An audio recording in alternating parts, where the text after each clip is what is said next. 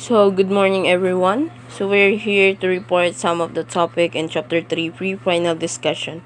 So, let's start. First, we have the part 1 which include a lot of topic. So, first, we have the menu item forecasting. So, menu item forecasting is needed to make food item production decision, prevent wastage, and also enable you to allocate the resources such as staff or stock materials required to meet the demand. Restaurant menu forecasting plays a critical role in controlling food costs by preventing wastage. So, menu item forecasting means that it is very important and necessary nga makaproduce og sakto nga numbers of yielded portion of an item nga maka-minimize sa chances of other running out of an item. Kuan po siya, it also systematic recording sa tanan nga sales achievement during sa predetermined time period. So, in the next slide, we have figure 3.1 which is the menu item sale history. We have the date, the menu item sold. We have the menu item, the week, Monday, Tuesday, Wednesday, Thursday, Friday, and the total and week average. So, many serving of roast chicken, pork, and roast beef should prepare lies in accurate menu forecasting. So, this time, however, assume that you were wise enough to have recorded last week menu item sales on the form similar to the one presented in this figure for 3.1. An estimate of 300 guests for next Monday makes sense because the weekly sales total last week of 1,500 guests served average 300 guests per day. 1,500 over 500 days is equal to 300 days. So, we also know that on an average day, we sold 73 roast chicken, which equivalent to 365 sold within 5 days is equal to 73 days. So, in roast pork, we have 115 roast pork equivalent to 573 sold in 5 days is equal to 115 days. Then 112 roast beef equivalent to 560 sold over 500 days is equivalent to 112 days. Then once nga makabaw na ta sa total number of guests ay total number sa average number of people nga ni-select sa given menu item and kabaw na ta sa total number of guests kung kinsa to ang ni buhat sa selection, now we can compute the popularity index, which is nga defined as the percentage of the total guests nga ni-choose sa given menu item sa list of menu alternatives. So, sa kaning example, we can improve our guess sa atong quantity of each item nga i-prepare if kung we use tag sales history para mag-guided ta in every decision we make. If you assume that future guests will select menu item much as past guests have done, given that the list of menu item remains the same, that information can be used to improve your prediction with the following formula, which is kani akong gibutan sa PPT nako. Popularity index equal to total number of a specific menu item sold over total number of all menu items sold. So, kaning example, the popularity index for roast chicken last week was 24.3%, which convert siya into 365 roast chicken sold over 1,500 total guests. Mo na siya, nag-equal siya og 0.243 or equivalent to 24.3%. So, similar ni siya sa mga other menu item. 38.2 for the percent sa equivalent to 573 roast pork sold over 1,500 total guests, which is the total number of all menu items sold, is equal to 38.20%. So, for the roast pork, we have 37.50%. Okay, we have 562 roast beef sold over 1,500 total guests is equal to 37.50%. So, if makabaw na ta ani, even in general way, what you can expect your guests to select, if makabaw na sad ka, you are better prepared to make good decision about the quantity of each item that kinahanglan nga i-produce. In this example, let's widen this example in figure 3.2 to illustrate the best guess of what our 300 guests are likely to order when they arrive. Then, followed by figure 3.2, forecasting item sales. We have the menu item, which is roast chicken, roast pork, roast beef, and the guest forecast, popularity index, predicted number to be sold. So, this is the basic formula for individual menu item forecasting based on an item individual sales history sa figure 3.1. I-follow din siya aning nga formula, number of guests expected times item popularity index equal to predicted number of that item to be sold. So, ang predicted number to be sold, muna siya ang quantity of a specific menu item likely to be sold sa given nga estimate sa total number of guests expected. So, once nga makabaw na ka sa guest nga who likely nga ni-select ato nga item, makadetermine na sad ka og pila ka menu ang imo i-instruct og ipa-prepare sa production staff. So, next is standardized recipe. Instruction for consistently preparing a set quantity of food or drinks at an expected quality. The purpose of a standardized recipe is to produce uniform taste and quantity each time the recipe is made, regardless of who's making it. So, pasabot ani, mao ni siya ang recipe nga nasuwayan na, na-adapt na, and na-retrieved several times for use by a given food service operation. So, mao po ni siya, it has been found to produce the same good result and yield every time when we exact procedures are used with the same type of equipment and the same quantity and quality sa ingredients. Mugamit and able to have a consistency, quality control, cost control, meal credity, simplified record keeping, and also employee confident. Good standardized recipe contains the following information. First, we have the menu item name, total yield, which is the number of serving, portion size, ingredient list, preparation, method section, cooking time, and temperature. Then last, special instruction if necessary. Then lastly, the recipe cost. So we have two methods. First, the factor method, and the second is the percentage method. The factor method, when using the factor method, you utilize the following formula to arrive at recipe conversion factor. So, factor method, muna siya ang easiest o most direct nga pwede gamiton of recipe adjustment employed sa food service operation. So, we have this formula, which is yield desired over current yield is equal to conversion yield. If, for example, our current recipe makes 50 portion and the number of portion we wish to make is 155, the formula will be as follow. So, the yield desired, which is the wish to make, is 125. So, it requires two steps. First, we need to find a conversion factors. Second is multiply the ingredients in the original recipe by that factor. So that in easily to understand, yield desired, which means what you need, and recipe yield, which means what you have. For this example, the yield desired or wish nga portion atong button is 125. So ang current yield nga gihatag is 50 portion. So 125 is over 50% is equal to 2.5. Just so thus 2.5 will be the conversion factors. Then yield nga gi-desire na to produce is 125 portion.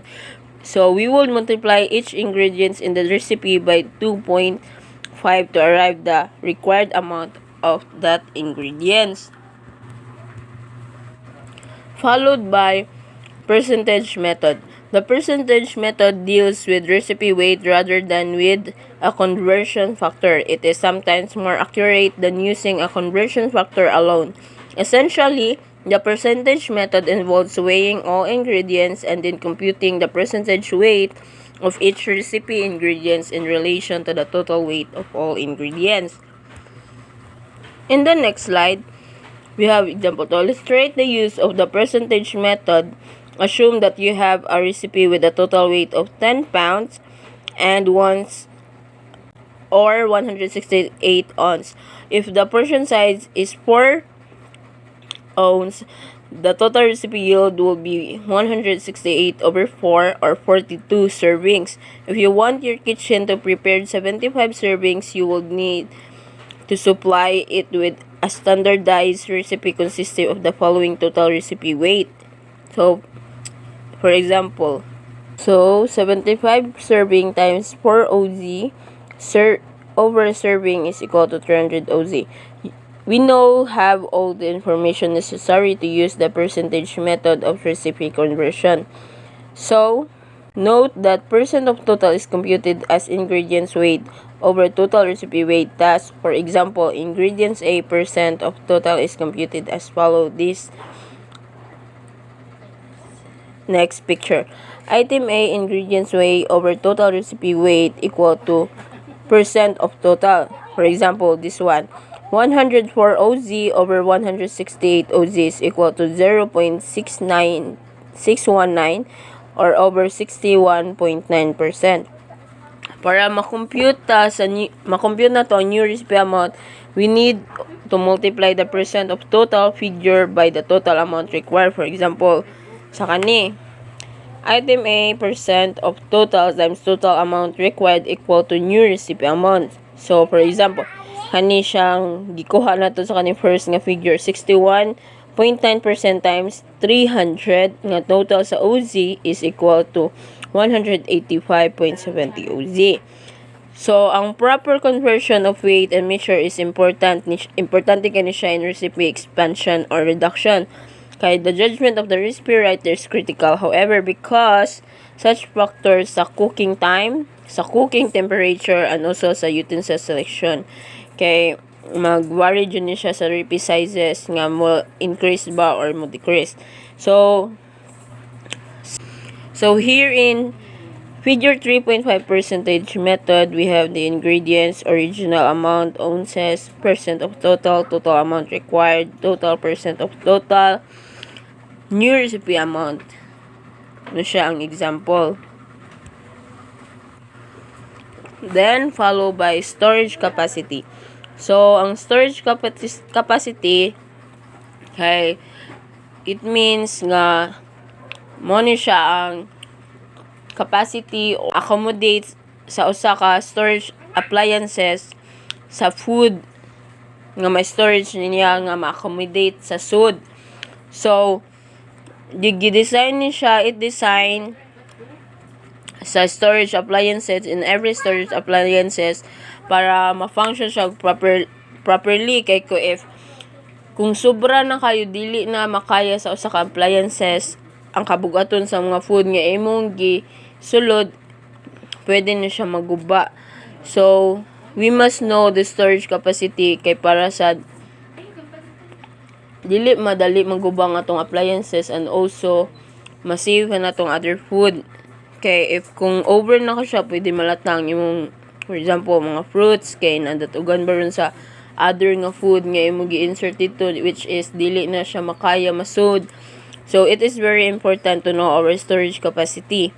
So lastly, the item perishability. So items which have finite or limited shelf life are classified as perishable item. This include such as meat, vegetables, dairy product, and even sa mga prescription drugs. We must ensure nga Kani nga mga product are fresh until it reaches the consumer. Kay once manggod mamaligya ka og mga dunot nga mga products, kay it will really affect your sales. Kay natural as a consumer mangita jud ka ng fresh nga mga food. So it is very important sad nga mupalit sa daog ka ng mga food or mga food nga long lasting siya. Then it very important nga i-check ni nato before nga sa due date in every item para walay cost nga makasakit sa atong mga consumer. That's all. Thank you. This is the figure 3.6 shelf life example. Inventory control. Inventory control is your system for tracking what stock comes into your restaurant, what inventory leaves your restaurant, and what's left over. A good food inventory management system is also the most useful tool for gaining insight into ways you may be losing. Determining inventory levels are determined by a variety of factors. Some of the most important are as to follow. First is the storage capacity. Second is the item perishability. Third is the vendor delivery schedule. 4 is the potential savings from increased purchase size. Number 5 is operating calendar. 6 is relative importance of stock outages. 7 is the value of inventory dollars to the operator. So here in figure 3.7, recommended that refrigeration and freezer storage periods maximums. So we can see here the product and the degree of Fahrenheit and Celsius of refrigerator and freezer. Vendor delivery schedule. In business, vendor scheduling can be defined as the process of communicating with suppliers to ensure that you have the necessary raw materials to an agreed period. The vendor delivery schedule is an agreement between buyer and seller as to when and how often merchandise will be delivered. It is a plan that outlines the specific or future delivery periods. This can be mutually determined schedule or one that is dictated by the buyer. Potential savings from increased purchase size is sometimes you will find that you can realize substantial savings by purchasing needed items in large quantities. This certainly makes sense if the total savings actually outweighed the added cost of receiving and storing the larger quantity. You should determine your ideal product inventory levels and maintain your stock within that need range. Only when the advantages of placing an extraordinarily larger order are very clear should such as purchase be undertaken. Operating calendar plays a large part in determining desired inventory levels. In general, it can be said that an operator who is closing down either for a weekend or for a season, as in the operation of a summer camp or a seasonal hotel, should attempt to greatly reduce overall inventory levels at the closing period approaches. Relative importance of stock outage. A strong awareness and knowledge of how critical this outage factor is will help you to determine the appropriate inventory level. A word of caution is, however, necessarily the food service operator was determined never to run out of anything must be careful not to set inventory levels so high as to actually end up costing the operation more than if realistic levels were maintained. Value of inventory dollars to operator. Operator overbuy or stockpile inventory costing too many dollars to be tied up in non-interest bearing products. When this is done, managers incur opportunity cost. An opportunity cost is the cost of foregoing the next best alternative when making a decision. The opportunity cost is the amount of money you would have or made if you had invested by the excess inventory rather than held it. A food service company that invests too much of its money in inventory maybe find that funds for acquisition, renovation, or marketing are not really available. Setting the purchase point. A purchase point, as it relates to inventory levels, is the point in time when an item should be recorded.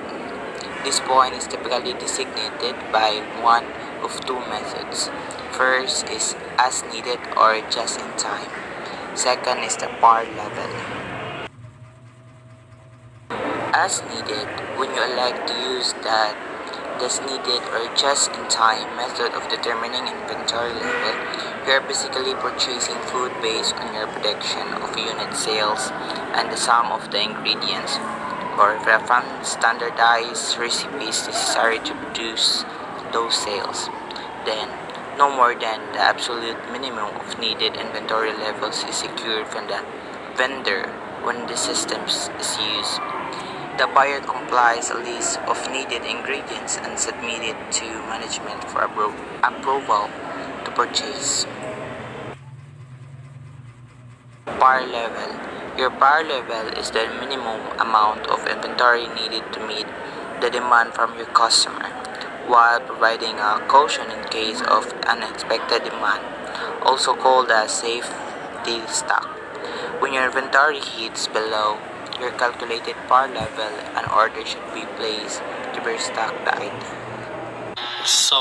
Receiving. So this function is performed by the receiving clerk in a large operation, or it may be performed by you as the manager or by a staff member you designate.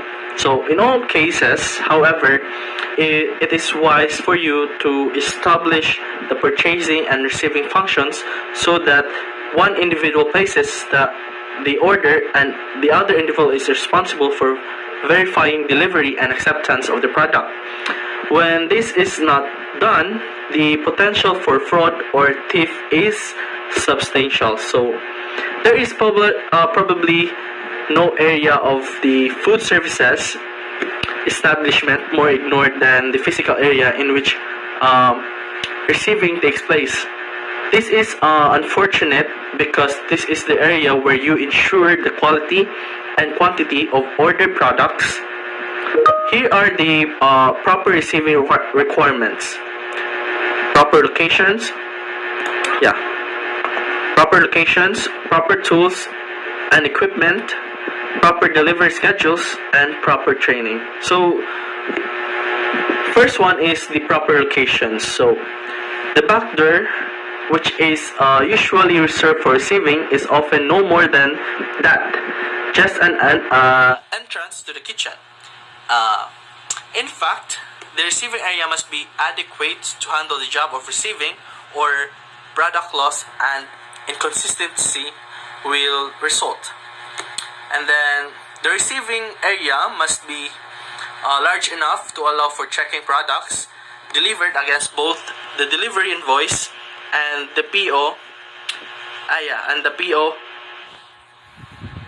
In addition, to space required to count and weigh income items, accessibility to equipment required to move products to the proper storage area, and to dispose of excess packaging is important. So you should make sure the area stay free of trash and clutter.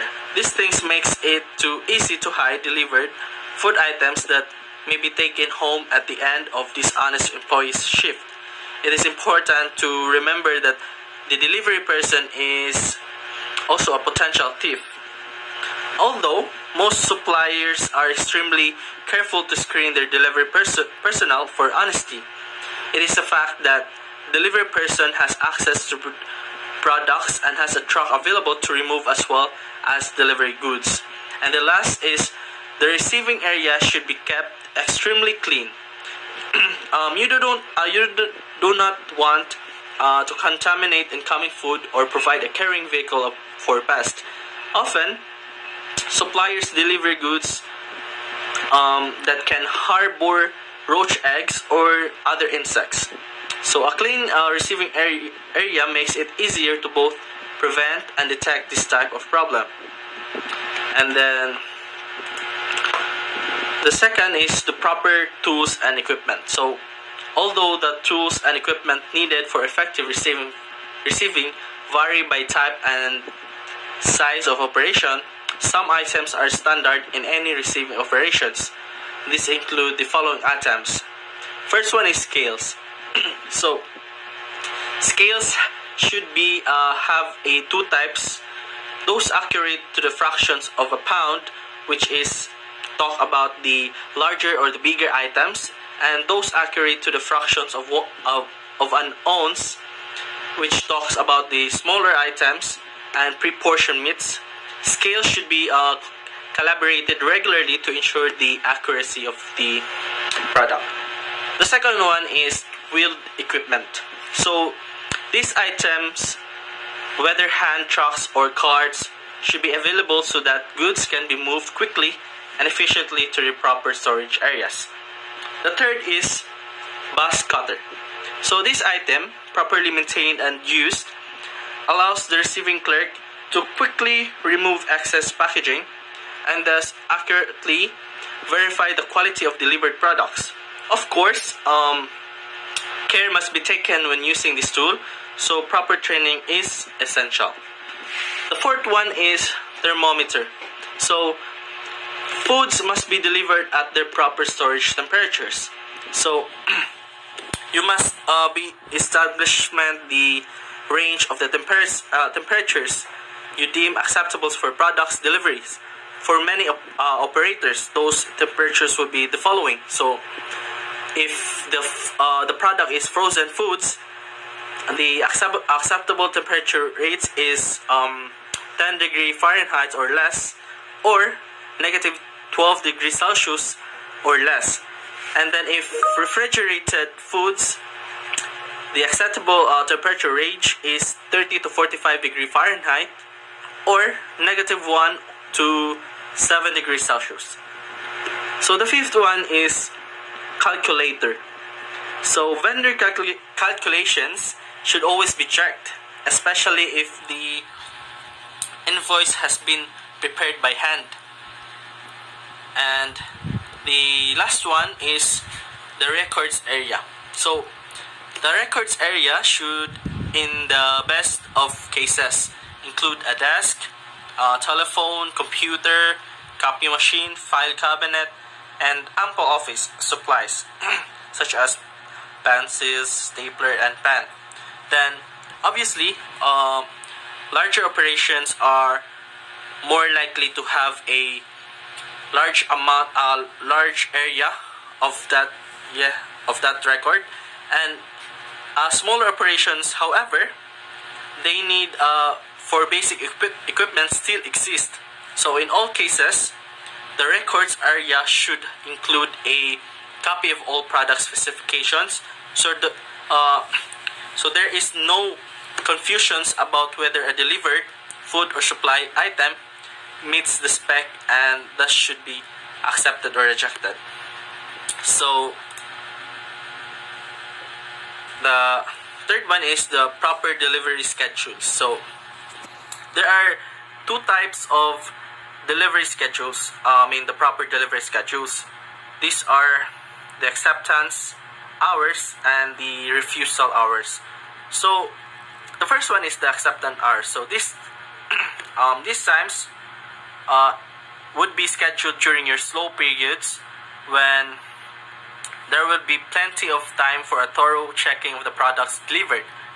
The operators demand that the deliveries be made only at certain times within 9 o'clock to 10:30 a.m. So the acceptance hours is the time that there is kanang no, not busy. So yeah, not busy. And then the refusal R's is the operation may refuse to accept delivery at any other time. Some large operations prefer to establish times in which they will not accept deliveries between 11 to 1 p.m. So that refusal hours is um, is a BCR in which um, they have a lot of customers to be served. That is why they will not they will refuse the deliveries. So the last is the key to establishing a successful delivery schedule with supplier is quite simply to work with them. No, although every relationship between operator and supplier is somewhat different, both sides working together can generally come to an acceptable solution on delivery hours. So, if you decide to post either acceptance hours or refusal hours, this should be enforced equally with all vendors. So, proper training. So, this is the proper training. So, number one, weight. It is one of the most important items to verify when receiving food product is of course their weight. So, pinaka-importante gyud ang weight when magkuan kag mga produkto kay para sa mabawan sa nag-receive kung pila ka kilo baron or unsa. So, ang ikaduha is quantity. Quantity. Simply suppliers make more mistakes is not delivering products than they do in excessive delivery. So yung uban nga mga tig-deliver bisag mao na gid unta sakto na ang mga products nga i-deliver gipunan gipaagi og kanang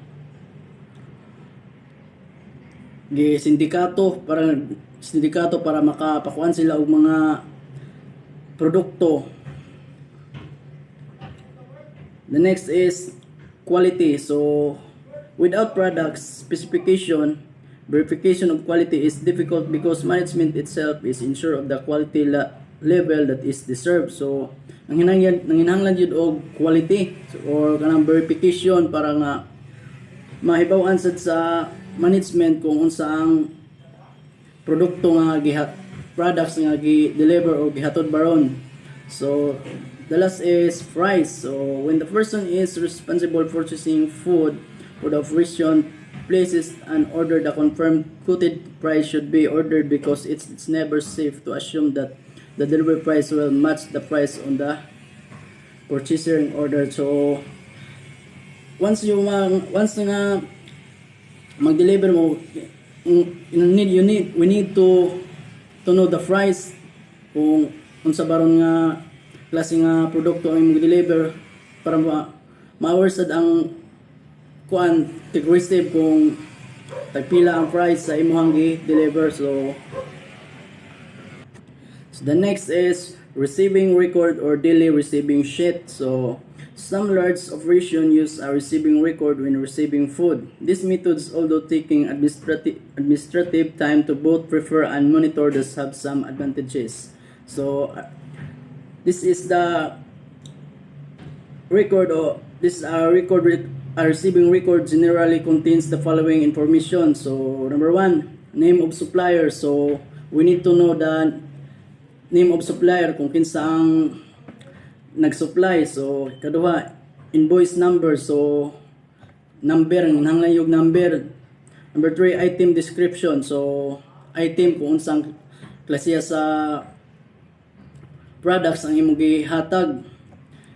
The fourth is unit price, the price tag or price list. Number 5, number of units delivered. So kung unsa nga unit ang kuanan sa tig-deliver. Total cost, so total sa tanang nga mga ipang-deliver. The next is storage area unit. So asa nga area ka naghatod. Date of activity. So kung kanus agi deliver or kanus agi paghatod sa mga produkto. So that's all.